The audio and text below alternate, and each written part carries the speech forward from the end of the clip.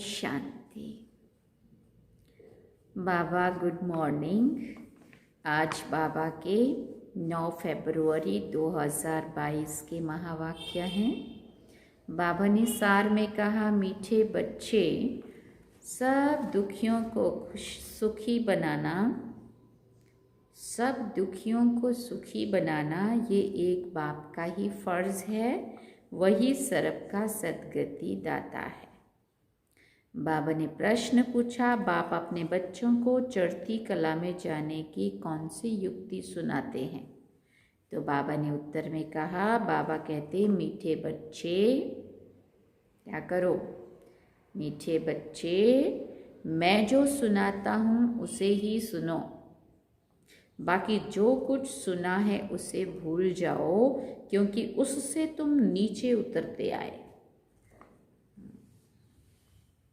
और एक प्रश्न पूछा बाबा ने, कौन सा गुह्य राज तुम बच्चे ही समझते हो जिसमें सभी वेदों शास्त्रों का सार आ जाता है? तो बाबा ने उत्तर में कहा, ब्रह्मा सो विष्णु और विष्णु सो ब्रह्मा कैसे बनता है? कैसे दोनों एक दो की नाभि से निकलते हैं? कहते हैं ना, ब्रह्मा की नाभि से विष्णु निकला, विष्णु की नाभि से ब्रह्मा। तो कैसे एक दो की नाभि से वो निकलते हैं, ये गुह्य राज तुम बच्चे समझते हो। ये सभी वेदों शास्त्रों का सार है। पूरा 84 का चक्कर उसमें ही आ जाता है। पहले जन्म में विष्णु सो ब्रह्मा कैसे बनते हैं, और जब ब्रह्मा बन जाता है तो कैसे शिव बाबा आके उसको फिर से विष्णु बनाता है। गीत है, नयनहीन को राह दिखाओ प्रभु। ओम शांति। मीठे मीठे अति प्यारे सिकिल दे बच्चे अर्थ तो समझते हैं। यूं तो बाप को सारे सृष्टि के बच्चे प्यारे ज़रूर हैं। बच्चे जानते हैं कि ये जो भी मनुष्य मात्र हैं वो परम पिता परमात्मा की संतान है, ईश्वरीय फैमिली है। फैमिली में सबसे जास्ती बाप से प्यार होता है जिसने बच्चों को रचा है। बेहद का बाप कहते हैं, प्यारे मीठे मीठे सिकिल दे बच्चे, 5000 वर्ष के बाद फिर से आकर मिले हो। कब मिले हो? इस संगम युग पर मिले हैं, जबकि बाप आकर बच्चों को अशांति से शांति में ले जाते हैं। शांति के लिए कितनी कॉन्फ्रेंस आदि करते हैं। आप आपस में मिलते हैं कि सृष्टि में मारा मारी बंद हो जाए और आपस में शांति कैसे हो। नहीं तो आपस में लड़कर विनाश कर देंगे। विनाश से डरते हैं। ये भूल गए हैं कि बाप ही आकर के सुख धाम अर्थात आदि सनातन देवी देवता धर्म की फिर से स्थापना करते हैं, जो अब हो रही है। तुम सब बैठे हो बेहद के बाप से बेहद सुख का वर्षा लेने। तुम जानते हो बरोबर परम पिता परमात्मा आकर फिर आसुरी दुनिया का विनाश कराते हैं। विनाश तो ज़रूर होना चाहिए ना, क्योंकि इस समय सब दुखी हैं। क्यों विनाश होना चाहिए? क्योंकि इस समय सभी दुखी हैं। ये बाप का ही कल्प कल्प का फर्ज है, जो भी दुखी हैं उन सबको सुखी बनाना। बाकी जो खुद ही दुखी पतित है वो फिर औरों को पावन सुखी कैसे बनाएंगे? जो खुद ही पतित दुखी हैं वो फिर औरों को सुखी कैसे बनाएंगे? सो भी सारी दुनिया की बात है। गाते भी हैं, सर्व का सद्गति दाता एक है। हे परम पिता परमात्मा, आकर हमें पतितों को पावन बनाओ। ये तो सभी धर्म वाले जानते हैं कि भारत में ही गॉड गॉडेज का राज्य था। उस समय हम लोग नहीं थे, ऐसा लोग समझते हैं। हम नहीं थे ऐसा नहीं, हम तो थे, है ना। सुना, मतलब वो लोग ऐसा कह रहे हैं कि भारत में देवी देवताओं का राज्य था, भगवान भगवती का राज्य था, लेकिन उस समय हम नहीं थे। प्राचीन भारत की बहुत महिमा है। भगवान ने पहले पहले स्वर्ग रचा, उसका मालिक कौन था? बाबा कहते भारत। स्वर्ग में सोने हीरे के महल थे। भारत बहुत साहूकार था। अब कलयुग के अंत में अनेक धर्म हैं, बाकी एक देवी देवता धर्म प्राय लोप हो गया है। कंगाल महान दुखी बन पड़े हैं। अब वो बाप कहते हैं ये ब्रह्मा दादा तो जौहरी था, ये नहीं कहते हैं। निराकार बाप कहते हैं इस शरीर द्वारा कि ये ब्रह्मा भी अपने जन्मों को नहीं जानते हैं। तुम ब्रह्मा कुमार कुमारियां भी अपने जन्मों को नहीं जानते थे। मैं इनमें प्रवेश करता हूँ, ये भी ड्रामा में था। कैसे प्रवेश होते हैं ये सवाल नहीं है। बाप कहते हैं मेरे को अपना शरीर नहीं है, मैं साधारण बूढ़े तन में आकर प्रवेश करता हूँ, आता भी भारत में ही हूँ। फिर बाबा ने कहा ये भी अपने जन्मों को नहीं जानता, मैं आकर इनको समझाता हूँ। किसने कहा? शिव बाबा कह रहे हैं ये भी नहीं जानता था, मैं इनको आके समझाता हूँ। ये सब बना बनाया बेहद का बड़ा ड्रामा है। जो सेकंड बाय सेकंड पास होता है वो फिर से रिपीट होगा। ये बेहद का ड्रामा का जो राज है ये बाप ही समझाते हैं। बाप कहते हैं बच्चे तुम जो कुछ पुण्य आदि करते आए हो ये सब भक्ति मार्ग है, इनसे कुछ भी प्राप्ति नहीं है, क्योंकि भक्ति में अब कोई भी सार नहीं है। इतने सभी चित्र आदि जो कुछ बनाए हैं इनको भी गुड़ियों की पूजा कहेंगे। चित्र बनाया, खिलाया, पिलाया, डुबोया, ये सब बेसमझी हुई ना। देखो नवरात्रे में भी देवियों का बनाते हैं बहुत सारी जगह। गणपति बापा के दिनों में गणपति बापा का बनाते हैं। क्या करते हैं? चित्र बनाया, सजाया, बेचा, खरीदा, पूजा, खिलाया, पिलाया, डुबाया, बस हो गया। यज्ञ जब रचते हैं तो मिट्टी का एक बड़ा शिवलिंग और छोटे छोटे शालिग्राम बनाते हैं। फिर बाबा पूछते ये किसकी पूजा करते हैं? ये भी नहीं समझते हैं। बाप और बच्चों ने सर्विस की है तब तो उनकी पूजा होती है ना। शिव के साथ शालिग्रामों की पूजा करते हैं, ठाकुरों की। बाबा कहते शिव बाबा के साथ साथ स्थापना के कार्य में ये ठाकुर, ये आत्माएं भी, ये भी सेवा में लगी थी, दुनिया को स्वर्ग बनाया था, तब तो उनकी पूजा होती है ना। शिव का लिंग बनाते, तुम बच्चों के भी शालिग्राम बनाते। तुम बच्चे अब बरोबर भारत को पवित्र बनाने की सर्विस कर रहे हो। तुम हो खुदाई खिदमतगार, तुम्हारी बाप से प्रीत है, बाप की श्रीमत पर चलते हो, तब श्रीमद् भागवत गीता गाई हुई है। भगवान कोई शास्त्र नहीं पढ़ेगा, वो कोई भी धर्म स्थापक कभी शास्त्र नहीं उठाते, वो आते हैं धर्म स्थापन करने। उनके पास जो नॉलेज है वही सुनाएंगे। ऐसे नहीं कि क्राइस्ट ने आकर बाइबल पढ़ा, नहीं, वो आया धर्म स्थापन करने। बाप आकर श्रीमत देते हैं। श्री अर्थात श्रेष्ठ मत, ऊंचे ते ऊंची मत है ही भगवान की। तुम बच्चे अब श्रीमत पर चलते हो। बाप कहते हैं मुझे याद करो।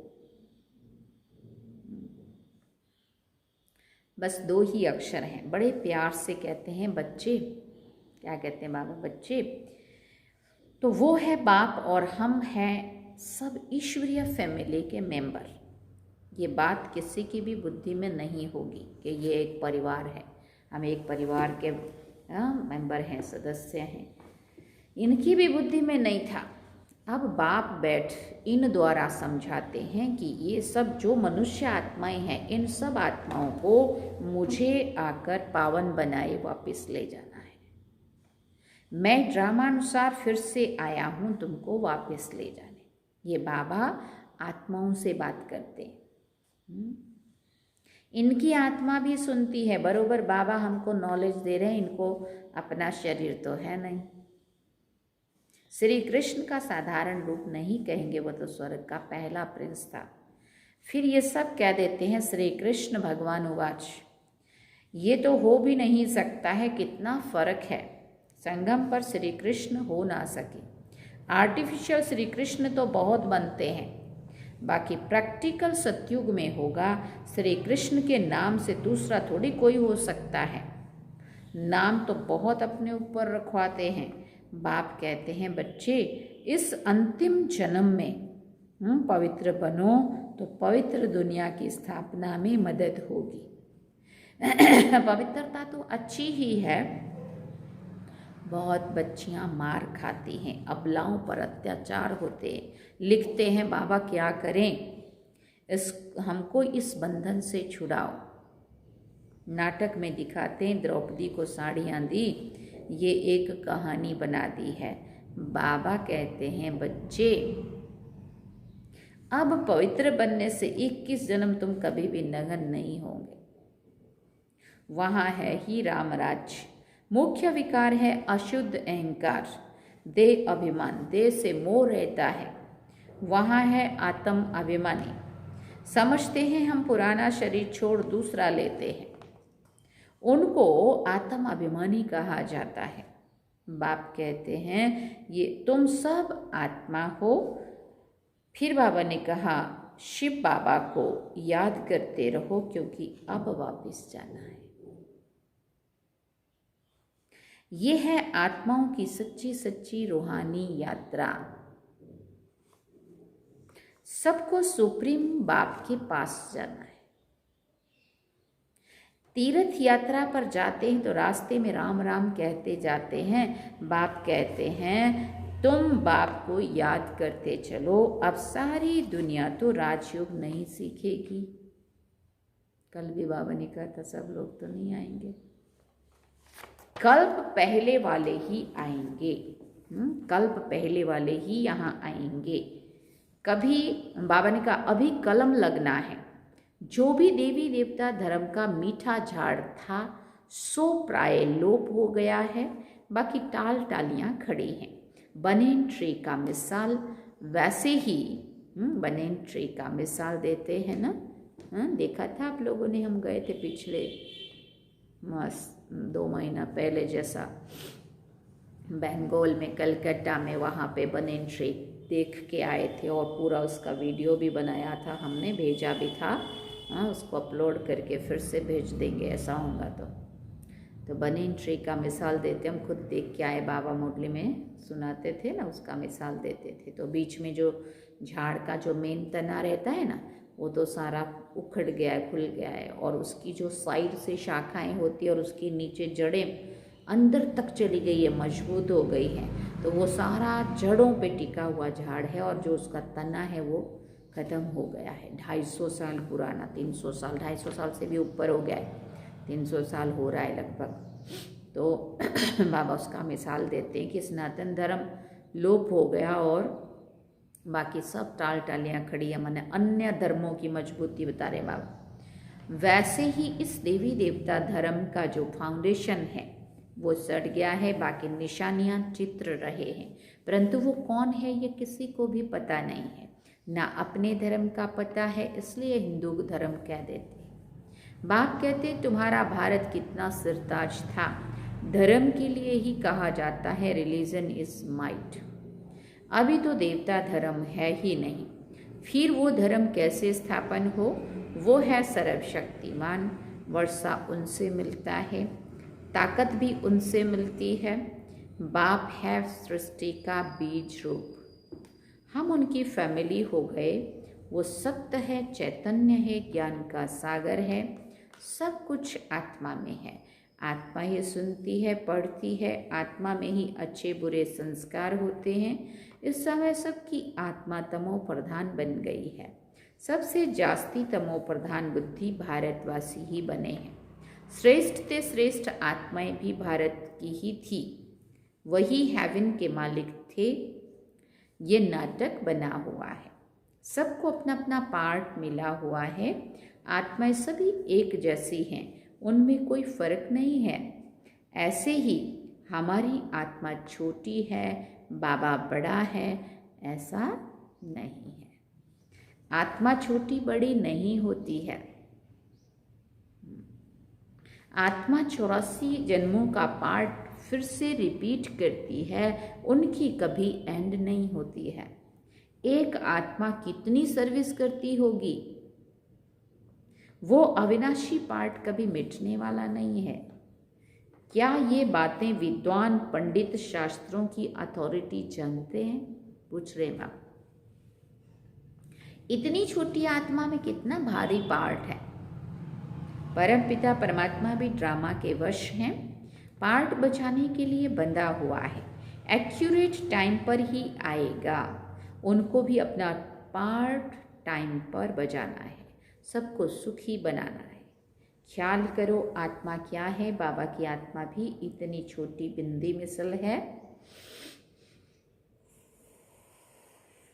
इतनी छोटी चीज की कोई पूजा तो कर ना सके, भक्ति के लिए फिर बड़ा बनाते हैं जिनकी पूजा हो सके, जिसको शिव अथवा रुद्र भी कहते हैं, है वो बिंदी मिसल, तिलक भी देते हैं ना। यहाँ ये बड़ी समझने की बातें हैं और तो कोई समझा ना सके, ये बाप बैठ समझाते हैं, ये बहुत महीन बातें हैं। बाप समझाते, बच्चे आत्मा देखो कितनी छोटी है, आत्मा के ऑर्गन्स देखो कितने बड़े हैं। इस समय सबकी आत्मा और शरीर दोनों ही पतित हैं। अब फिर पावन बनना है, तुम अव्यभिचारी बनो, एक से ही सुनो, एक को ही याद करो बस। ओहो बाबा आप तो बड़ी कमाल करते हो। क्या कहो बाबा को, सोचो अंदर ही अंदर, चिंतन करो, बाबा से बातें करो, रू रिहान करो। ओहो बाबा आप तो कितनी बड़ी कमाल करते हो, कैसे ज्ञान सुनाते हो और किसी की ताकत नहीं है जो ये नॉलेज दे सके। तुम्हारी चढ़ती कला अब होती है जबकि बाप आकर पढ़ाते हैं। इस समय सभी मनुष्य मात्र पतित हैं, इसलिए बाप कहते मैं सबका उद्धार करने के लिए आता हूँ, रात से दिन में जाने का रास्ता बताता हूँ। गाते भी हैं, नयनहीन को राह दिखाओ प्रभु, पग पग ठोकर खाऊं मैं। गोया सभी कहते हैं हम नयनहीन है तो हमको राह दिखाओ। कहाँ की राह दिखाएं? अपने घर की। अब दो नयन होते हुए भी हम नयनहीन अपने को कह रहे, मना हम कोई और नयन ढूंढते हैं, मना वो ज्ञान की राह। यहाँ तो बहुत दुख है बाबा, हम अंधों की लाठी तो आप ही हो। बाबा अक्षर से वर्षा याद आता है, प्रभु या ईश्वर कहने से वर्षे का नशा नहीं चढ़ता है। त्वमेव माताश्च पिता त्वमेव, ये उनकी महिमा है। मनुष्य कह देते हैं ये तो वेद अनादि है, परंतु पूछो कि कब से पढ़ते आए हो, क्या सतयुग से लेकर? वहाँ शास्त्र तो होते ही नहीं हैं, ये है भक्ति मार्ग के, कुछ भी जानते नहीं हैं।